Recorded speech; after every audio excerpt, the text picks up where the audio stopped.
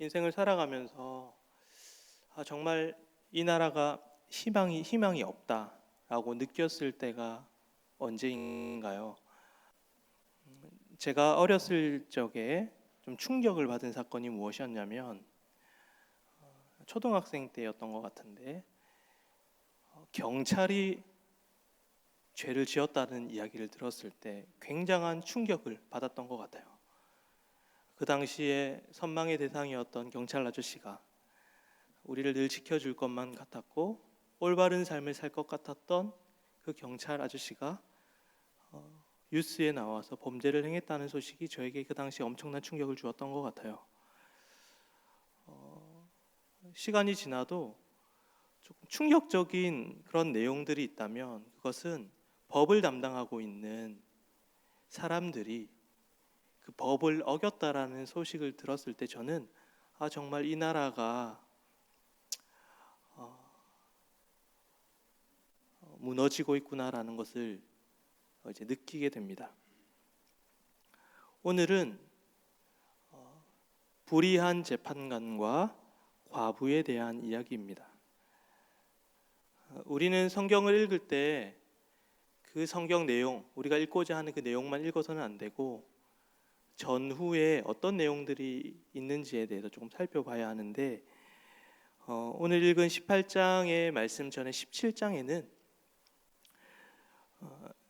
두 가지 사건을 이야기하는데 우리가 잘 알고 있는 노아의 때와 롯의 때, 이 노아의 이야기와 롯의 이야기를 다루고 있는 것을 우리는 바라보게 됩니다. 이 두 사건의 공통점은 그 시대에 만연하게 죄악이 퍼져 있었다라는 것이고 또 하나님께서 그들을 심판하셨다라는 공통점이 있습니다.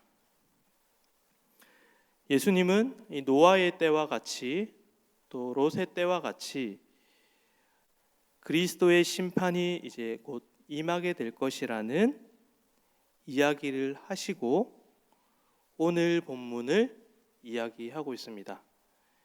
그러니까 오늘 이야기를 이렇게 예수님께서 다시 오시는 그 맥락 속에서 종말론적 관점이라고 이 종말론적 관점에서 오늘 비유를 읽으면 훨씬 더 그 이야기가 풍성하게 다가오게 될 것입니다. 이야기를 살펴보면 어떤 도시에 하나님을 두려워하지 않고 사람을 무시하는 재판관이 있었습니다. 성경이 그대로 하나님을 두려워하지 않고 사람을 무시하는 재판관. 예수님은 이 사람을 가리켜 불의한 재판관이라고 부르셨습니다. 좀 찾아보니까요. 하나님을 두려워하지 않고 사람을 무시하다 이 표현이 그 당시 살아가던 유대인들에게는 가장 비도덕한 사람들에게 쓰던 이 표현이래요. 그러니까 예수님께서 이 비유를 말씀하셨는데 이렇게 그 불의한 재판관이 엄청나게 불의하였다, 엄청나게 도덕적으로 타락하였다라는 내용을 우리에게 알려주고 있는 것이죠. 그러니까 불의한 재판관은 그 당시에 최악의 재판관인 거죠. 그 다음에 또 다른 인물이 등장하는데 그 인물은 과부입니다. 이름을 모르는 과부입니다. 예수님은 그 과부가 불쌍한 과부였음을 이야기하셨습니다. 당시의 시대적 배경으로 봤을 때 이 과부는요 사실 법정에 갈 수가 없었어요. 왜냐하면 이 법정에 관련된 일들은 대부분 남성 중심적 사회였기 때문에 남자들이 했어야 되는 일이거든요. 그 사람이 과부라고 할지라도 그들의 친척이나 이웃 사람들이 이 과부를 대신해서 법정에 나가야 하는데 이 과부가 직접 나왔다라는 걸 보면 이 과부가 주변에 의지할 수 있는 남성이 아무도 없었다. 그러니까 그 당시에 최악의 최고로 이제 약한 자의 모습으로 있었던 자라는 것을 우리는 알 수 있게 됩니다. 그러니까 예수님은 최고로 악한 무리한 재판관 그리고 최약체에 있는 그런 불쌍한 과부, 이것을 비교하면서 우리에게 이 이야기를 시작하고 계십니다. 이 재판관은 우리가 상상할 수 있듯이 정의에는 관심이 없었을 것입니다. 그리고 자신의 이익만을 위해 일하는 사람이었을 것입니다. 그리고 과부도 마찬가지로, 과부도 할 수 있는 일이 아무것도 없었을 거예요. 그가 할 수 있는 일이라고는 그 재판관을 찾아가 살려달라고, 자기의 좀 억울함을 알아달라고 문을 두드리는 방법밖에 없었을 것입니다. 재판장은 당연히 그 요청에 응하지 않았습니다. 처음에는. 당시 이스라엘 백성의 율법에는 과부, 부르짖는 과부에 대해서 들어줘야 하는 의무가 있었어요. 율법에 그렇게 나와 있거든요. 찾아보니까 2-3번 정도 언급이 되더라고요. 그러니까 그 사람은 하나님을 두려워하지 않고 사람들을 무시하는 사람이었기 때문에 그러한 율법도 무시하고 그 과부에게 관심이 없는, 율법과 또 정의에 전혀 관심이 없는 그러한 재판관이었습니다. 그러다가 4절과 5절을 보시면 그가 얼마 동안 듣지 아니하다가 후에 속으로 생각하되 내가 하나님을 두려워하지 않고 사람을 무시하나 이 과부가 번거롭게 하니 내가 그 원한을 풀어주리라. 그렇지 않으면 늘 와서 나를 괴롭히리라 라는 4절 5절의 말씀이 있는데요. 이 불의한 재판관이 자기가 하나님을 두려워하지 않고 사람을 무시하는 사람이라는 걸 알아요. 내가 속으로 생각하되, 그렇게 얘기하거든요. 본인이 생각할 때 이 과부가 좀 부담스러웠던 것 같아요. 성경에 보면은 번거롭게 생각했던 것 같아요. 그래서 자신을 귀찮게 하고 번거롭게 하니까 그 과부의 이야기를 좀 들어줘야겠다라는 생각이 들었나 봐요. 여기서 과부의 행동을 좀 주목해 보는데 그 과부의 행동 중에 늘 와서라는 단어가 있어요. 맨날 갔다라는 얘기죠. 늘 와서. 근데 이 늘 와서라는 단어를 한 신학자가 재치 있게 표현했어요. 뭐라고 얘기했냐면 눈밑을 치다라고 얘기를 해요. 맨날 가서 재판관의 눈밑을 치다. 그러니까 조금 더 이제 유머스럽게 얘기하면 눈탱이를 치다, 뭐 이런 거예요. 눈탱이를 계속 치는 거예요. 재판관의 눈탱이를 계속 치는데 재판관이 이제 눈탱이를 계속 맞으니까 멍이 들 거 아니에요. 그러니까 창피하고, 그죠? 부끄러우니까 계속 이제 과부가 눈탱이를 치니까 이 재판관이 어쩔 수 없이 이렇게 들어준다라는 의미로서 이 이야기를 우리에게 하고 있는 것이죠. 저는 그래서 늘 와서라는 단어가 되게 와닿았어요. 눈탱이를 치다라는 이 단어가 굉장히 와닿았는데 어쩌면 이 관점이 우리가 세상을 향해 가져야 할 마음이 아닐까요? 우리가 세상을 향해 눈탱이를 쳐야 되지 않을까요? 그죠?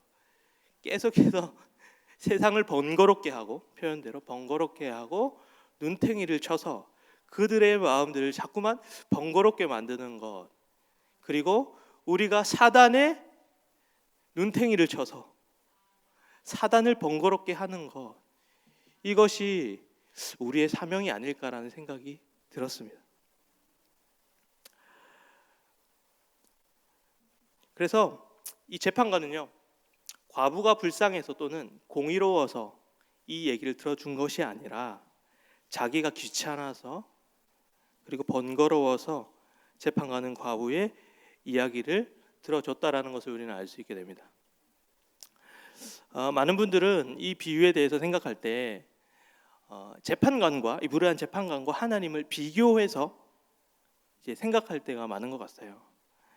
그러나 이렇게 비교의 대상으로 하나님과 재판관을 생각하면 안 돼요. 왜냐하면 하나님도 재판관처럼 우리가 기도할 때에 우리의 삶을 들여다보는 것이 아니라 귀찮아서 어쩔 수 없이 들어주는 분이 되기 때문에 비교를 해서 이거를 파악하면 안 되고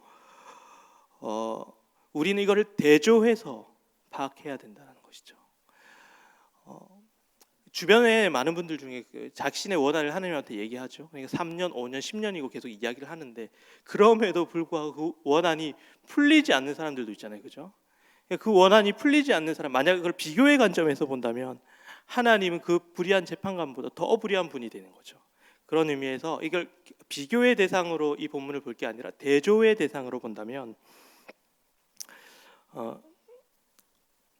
재판관은 귀찮아서 어쩔 수 없이 들어주는 대상이지만 대조에서 이와 달리 우리 하나님은 재판관과 달리 하나님은 우리의 신음에 우리의 작은 목소리에도 응답하여 주시고 우리의 기도를 들어주시는 분이시다라는 것을 대조하면 알 수 있게 되는 거죠. 그래서 이 본문을 보실 때 비교하지 마시고 대조하여서 우리 하나님은 이 불의한 재판관과 다르구나, 완전히 다르구나, 반대를 생각하실 때 은혜가 된다는 것이죠. 그래서 이 불의한 재판관의 이미지를 하나님의 이미지로 떠올리시면 안 된다는 것이죠. 8절에 보면요, 속히 그 원한을 풀어주시리라는 말을 해요. 근데 여기서의 속히는요, 우리가 인간의 관점에서 빨리의 의미가 아니에요. 성경에서 보면 하나님께서 속히 오신다라는 말은 우리의 시각에서 우리의 시간에서 하나님이 오시는 게 아니라 하나님의 시간에, 주님의 시간에, 하나님의 때에 속히 그 이야기를 들어주신다라고 우리에게 말씀하고 있는 것이죠. 그래서 요한계시록 6장 10절에 보면요, 순교자들의 기도가 나오는데 이런 이야기를 합니다. 순교자들이 이런 기도를 하거든요. 우리의 피를 갚아주지 아니하기를 어느 때까지 하시라니까. 똑같은 거죠. 과부의 요청과 비슷한 맥락이에요. 내 원한을 하나님 어느 때까지 이렇게 보고 계실 겁니까? 라고 할 때 하나님 뭐라고 대답하시면 6장 11절에 아직 때가 안 찼다.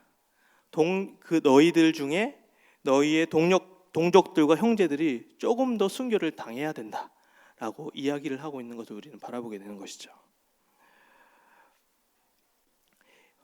이 이야기를 통해 우리가 알 수 있는 것은 무엇이냐면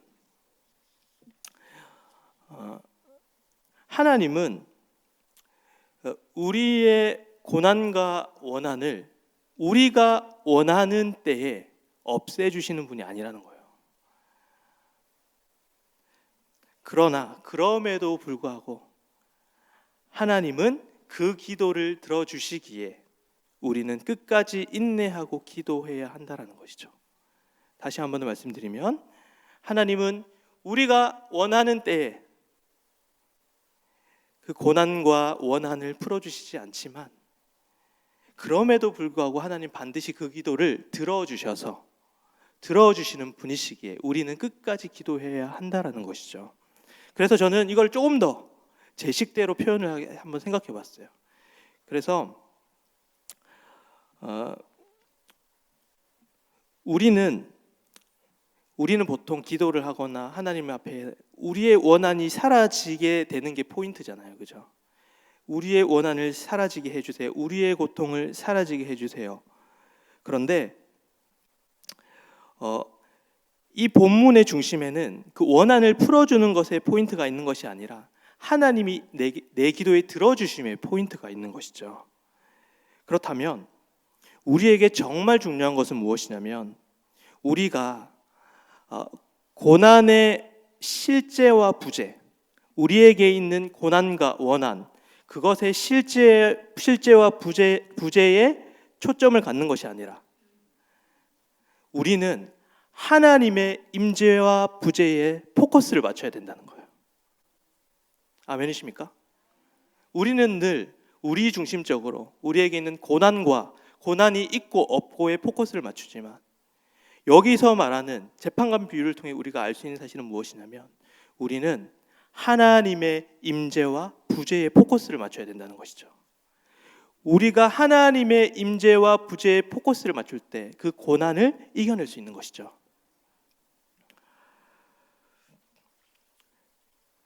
그래서 시편 기자가 그렇게 얘기하죠. 내가 사망의 음침한 골짜기를 다닐지라도 해를 두려워하지 않는 것은 하나님이 나의 해를 없애주기 때문이다라고 고백하지 않죠? 뭐라고 표현하느냐?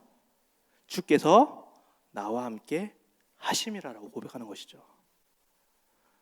여러분들, 우리는 고난의 부재와 고난에 실제 포커스를 맞추는 사람들이 아니라 하나님의 임재와 부재에 포커스를 맞추는 성도님들 되시길 소망합니다. 8절에 보면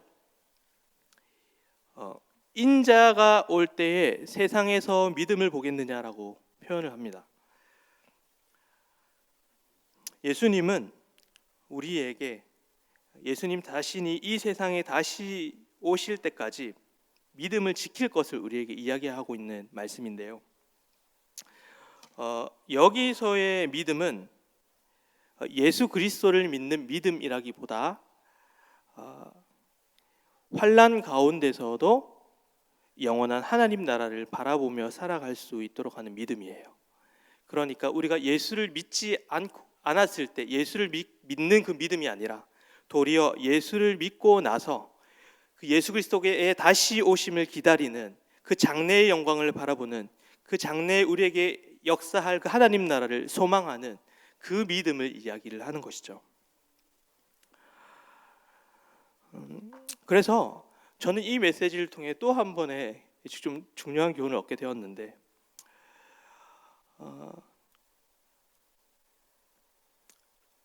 우리는 기도를 생각할 때요 항상 기도의 응답을 먼저 생각을 하게 되잖아요, 그죠? 그래서 하나님께서 내가 원하는 것이 있는데 하나님 내 원함을 들어주셨는가? 또는 내가 이런 아픈 일들이 있었는데 하나님께서는 내 아픔을 치유해 주셨는가? 우리의 목적이 기도의 응답에 있어요.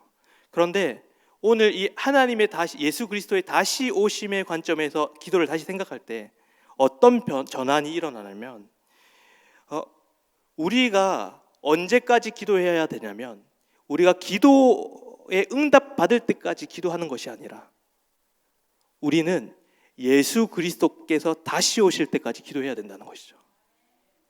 예. 기도를 항상 예수 그리스도의 다시 오심과 함께 생각할 때 우리는 기도의 응답의 여부에 관계없이 끝까지 기도할 수 있게 되는 힘을 얻게 되는 것이죠. 여러분, 우리가 기도할 때 기도의 응답을 중심으로 바라보지 마시고 예수 그리스도께서 다시 오심에 대해 생각하시면서 기도하시길 바랍니다. 물론 기도의 응답을 위해서 기도하시는 건 좋지만 좀 더 기도의 지경을 넓혀서 우리가 그리스도의 다시 오심을 생각하며 기도한다면 우리의 기도가 더 폭넓어질 거라고 생각을 합니다. 그래서 제가 오늘 이 본문을 처음에는 기도 때문에 들여다봤는데 알고 보니까 기도에 대한 본문이 아니라 믿음에 대한 본문이라는 것을 알게 되었습니다.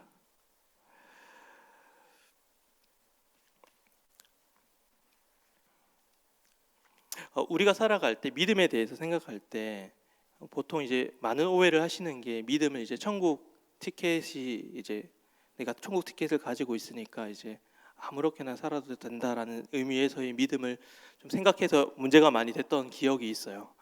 그런데 믿음을 좁게만 생각하지 말고 넓게 생각해야 돼요. 믿음은 이례적으로 끝나는 게 아니라 믿음은 여정이에요. 긴 여행이라고 생각하시면 돼요. 그래서 우리가 예수를 믿는 믿음은 어쩌면 단순한 내용, 예수 그리스도께서 나를 위해 십자가를 지시고 돌아가셨다라는 단순한 믿음을 가지고 있지만 우리가 예수를 믿고 나서는 더 복잡한 상황 속에서 우리는 믿음 생활을 해 나가야 되는 것이죠. 그 가운데 어려움도 있고 고난도 있고 아픔도 있고 상처도 있고 괴로움도 있다는 것이죠. 예수 믿는 것이 우리에게 부자가 되는 것을 보장해 주지 않고 예수를 믿는 것이 우리가 사업에 성공하는 것을 보장해 주지 않고 예수를 믿는 것이 우리에게 늘 잘 되는 것을 보장해 주지 않는 것을 여러분들이 더 잘 알듯이 믿음의 여정은 도리어 고난을 포함하는 여정이죠. 하박국 선지자는 그래서 마음이 너무 힘들었던 것 같아요. 왜냐하면 죄인의 형통을 보고 의인의 잘 안 되는 것을 보았기 때문이죠. 그때 하나님은 하박국에게 무슨 말씀을 주시냐면 이 말씀을 주세요. 의인은 믿음으로 살리라. 믿음에 대해서 이야기를 하시는 것이죠. 예수 믿는 사람은 늘 남들 보기에 번듯한 인생들이 아닙니다. 남들보다 가진 물질을 많게 하지 않는 경우도 많고요. 가진 지식이 많은 것도 아니고요. 사회적 지위가 높지 않을 수도 있고요. 하는 일마다 잘 되면 좋겠는데 그렇지 않을 경우도 많고요. 늘 스스로의 부족함에 좌절하는 경우들이 굉장히 많지만 그럼에도 불구하고 우리가 힘을 낼 수 있는 그 이유는 무엇입니까? 우리에게는 예수님의 다시 오심이 기다리고 있기 때문에 예수님이 다시 오심으로 인해서 우리에게 줄 그 장래의 영광, 하나님 나라의 영광이 있기 때문에 우리가 아무리 부족하고 연약하고 가진 것 없어도 우리는 불쌍한 존재가 아니죠. 우리에게는 장래의 영광이 기다리고 있기 때문입니다. 하박국은 민족의 멸망을 바라보면서 이렇게 얘기합니다. 우리가 너무 잘 아는 말씀인데요. 비록 무화과 나무가 무성하지 못하며 포도나무에 열매가 없으며 감람나무에 소출이 없으며 밭에 먹을 것이 없으며 우리의 양이 없으며 외양간에 소가 없을지라도 나는 여호와로 말미암아 즐거워하며 나의 구원의 하나님으로 말미암아 기뻐하리로다.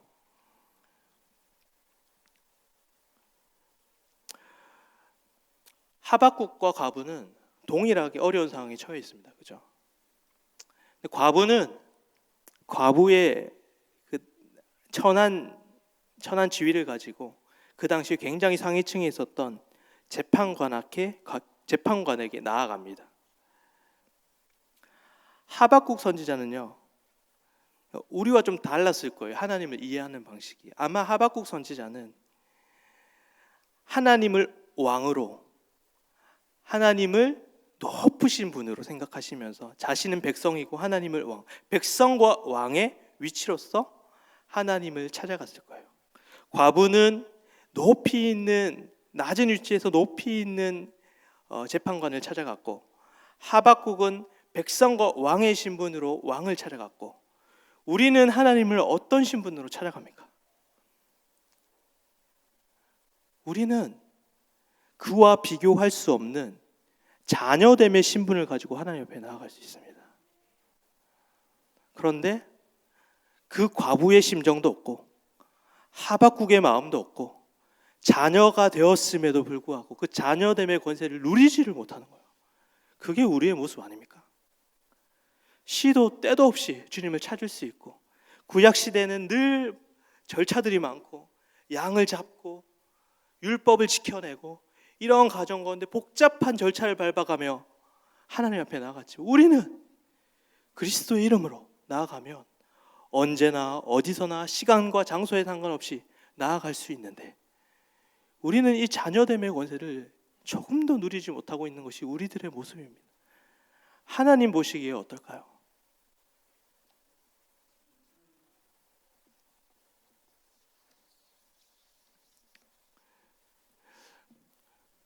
우리가 고난이 왔을 때, 어려움이 왔을 때, 그리고 원한이 있을 때 과부보다 하박국 선지자보다 훨씬 더 유리한 위치에서 많은 것을 누리고 있음에도 불구하고 우리는 그 자녀됨의 권세를 조금 더 누리지 못하는 우리들의 모습들이 있다라는 것입니다.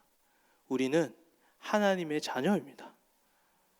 예수님만 하나님을 아버지라고 부르는 것이 아니라 우리도, 이 죄인인 우리도 하나님을 아버지라고 부를 수 있는 특권, 우리는 너무 무뎌졌습니다. 하나님을 아버지로 부를 수 있다는 그 특권이 얼마나 큰 것인지 잊고 살아갈 때가 많습니다. 오늘 이 시간 여러분들이 기도하는 가운데 그 자녀됨의 권세를 다시 한 번 더 누리시고 회복해 되는 시간이 되시길 소망합니다. 말씀을 정리하겠습니다. 우리는 과부처럼 과부의 이야기, 재판관과 과부의 이야기를 통해서 원한의 포인트를 두는 것이 아니라 하나님이 우리의 기도를 들어주신다라는 것에 포인트를 둬야 됩니다. 중심을 둬야 합니다. 즉 우리는 고난의 실제와 부재에 대해서 집중하는 것이 아니라 하나님의 임재와 부재에 대해서 중심을 둬야 합니다. 오늘 이 시간 우리가 우리에게 있는 고난을 바라보기 앞서 하나님의 임재를 먼저 누리시는 여러분들의 삶이 되시길 바랍니다.